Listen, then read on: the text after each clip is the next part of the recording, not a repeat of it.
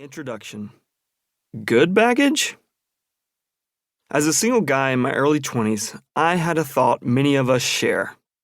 I hope the person I married doesn't have a ton of baggage.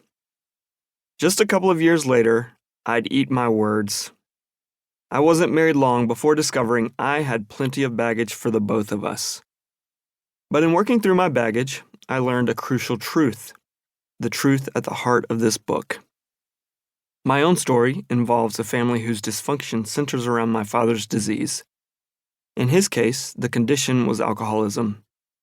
It drove brokenness in every relationship in our family and ultimately ended my parents' marriage.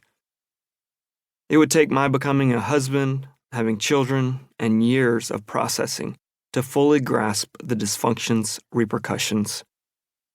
Maybe, like me, you grew up amid a painful reality that entailed traumatic experiences.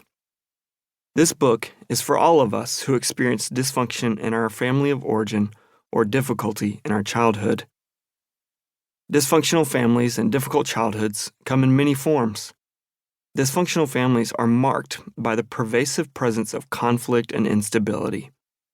Some form of abuse or neglect is often present, and the dysfunction can be due to addiction, codependency, or untreated mental illness.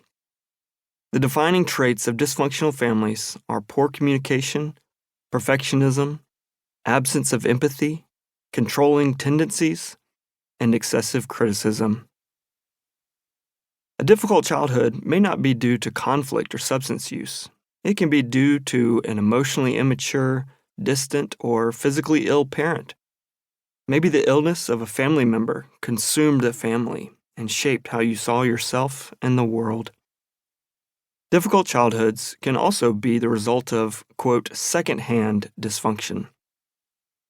Maybe one or both of your parents grew up in a dysfunctional context, and though they were not abusive, controlling, or caught in addiction themselves, the impact of growing up in that context affected how they related to you, your siblings, and your other parent. Although our difficult childhoods share much in common, each of our stories is deeply personal and unique to us.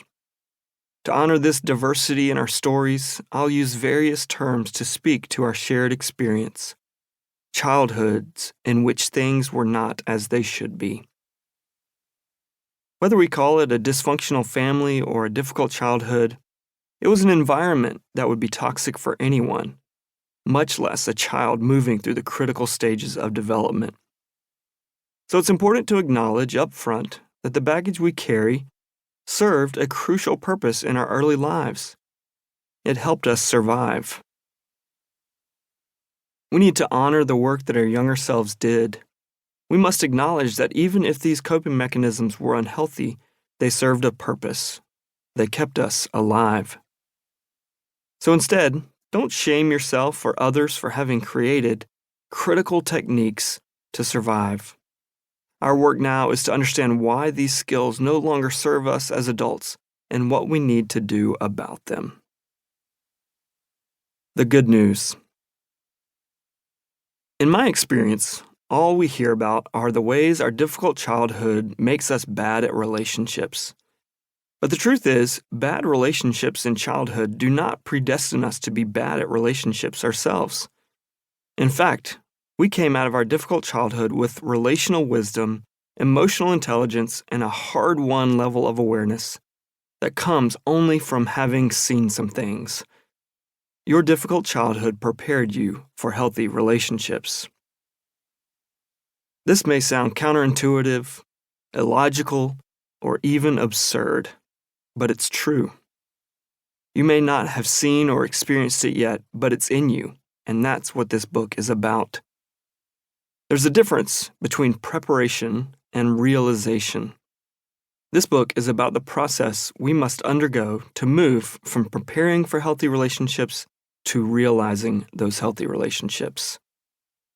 What matters most, however, isn't that we achieve complete healing, as if that were possible, but that we begin the process right now. Our relationships depend on it. Our difficult childhood has given us tools and raw materials, but now we need to learn how to leverage them.